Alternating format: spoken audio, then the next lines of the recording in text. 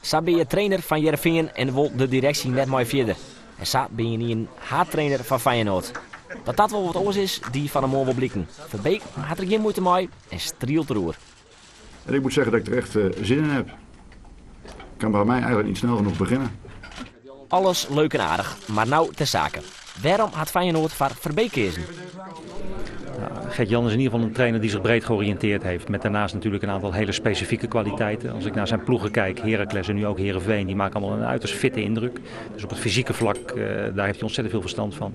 Ook het mentale vlak. Daarnaast spelen zijn ploegen, vind ik, aantrekkelijk voetbal. Altijd aanvallend, wordt veel gescoord. En dat is ook iets wat ons publiek aanspreekt. Vassavier de Good Night Show. Waarom de club werd Verbeek nou nog trainer is.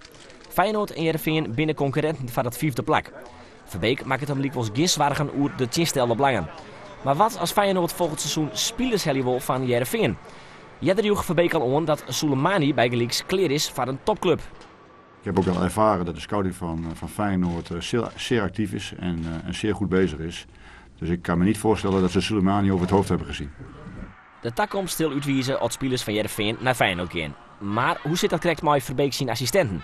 Wordt het toch de namen uit het geruchtencircuit? Jan de Jonge, Henry Kruisen of misschien Paul Bosveld? Wij gaan niet in de namen. Dat verzin het een betere uitlis.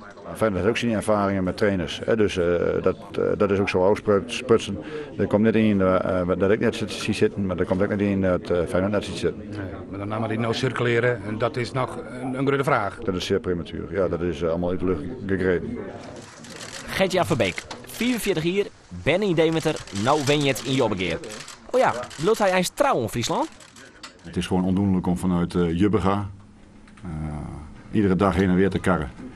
Ondanks een goede auto die met beschikking wordt gesteld.